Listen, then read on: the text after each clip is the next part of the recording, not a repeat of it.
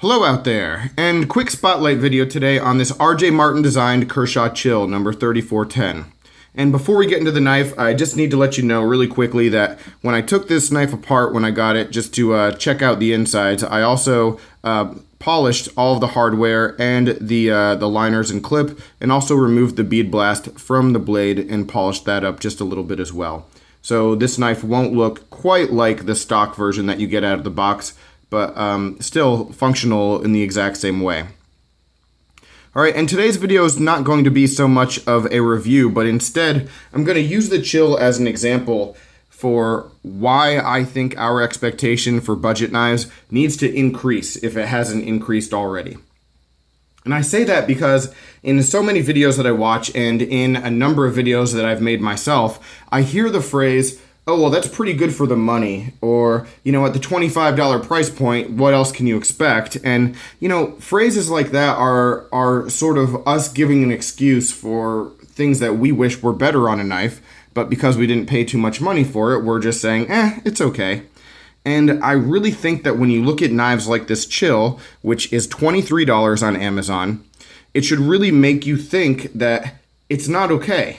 You know, we should have a lot higher expectations when it comes to budget knives, because good companies like Kershaw and CRKT and a lot of other up-and-coming companies are proving that we can get really good knives at that price point.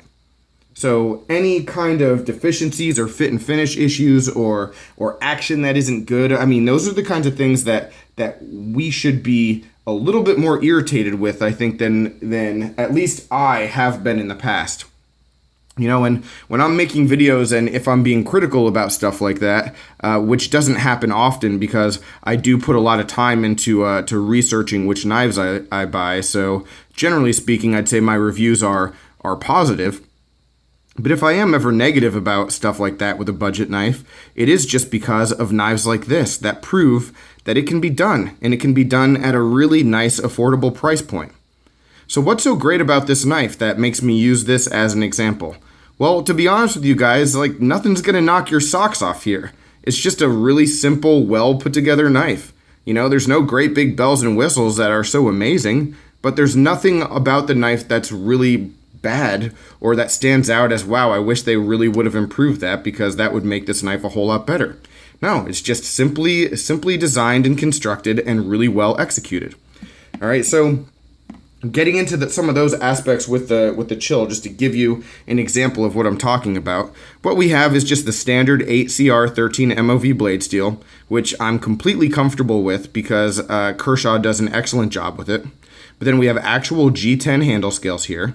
We have full liners going all the way back on the knife, which is nice. The hardware is really good quality. The knife comes apart really easily, goes back together well. And then we have a manual flipper for 23 bucks. Why not? And yeah, there are plastic washers in here, but they're backed up by a set of bronze ones, so it's smooth. The action is really smooth. Flips open well. Lockup is flawless. You know, just a really nicely put together knife. You know, is the pocket clip perfect? No, a little bit of real estate there when you're carrying tip up. It's a lot better if you carry tip down, but, you know, a lot of us prefer not to do that. But the fit and finish is good. Knife is really sleek. I mean, really, I have no complaints about this knife. And so that's sort of what the expectation should start to be, right? I mean, that's what we should be able to get. And it's not a matter of preference that I have no complaints. I'm talking about the build and just the way that it's put together and the quality of the materials used and how they're used. All right?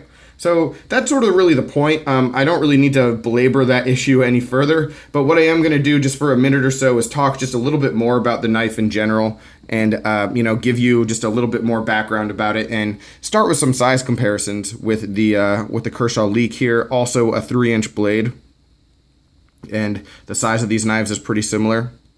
And then another similar looking knife is actually the ZT-0450. All right, pretty similar when it comes to the actual blade shape and then the handle shape as well, even though this is a Martin design and up top we have a Sinkovich design. All right, and is this knife going to be for everybody? No, definitely not. I mean, it's a 3-inch folder, but it's a really small 3-inch folder. Fits really well in the hand though. I mean, extremely comfortable. The G10 is a good amount of grippy, nice traction on it. So I'm happy with that. But one thing I will say though is if you are into to larger knives, and I know a lot of people who carry like 3.75 inch knives or even 4-inch blades, a lot of them like to carry backup knives or secondary knives that they'll bust out in public or when they have a smaller task. And this would be perfect for that. Just absolutely perfect for your like secondary carry. Because this one is actually lighter than both the Leek and the ZT, coming in at 2.15 ounces. That's crazy. 2.15 ounces, just extremely light.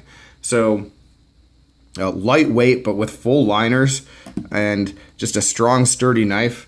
I mean, this will be really, really appropriate for a lot of different ways to utilize it in your carry. So certainly something that if you were looking for a knife of this size for a number of different applications, you could definitely go with this one. So high recommendation for the Chill. But again, the point today was really to bring to your attention and clarify that, hey, this is what we should be looking for in the future. You know, this is the kind of thing that we should expect from the companies that we buy from, because they've proven to us with this knife and with a ton of others, like I said, that they can do it. So we should expect that they do it all the time.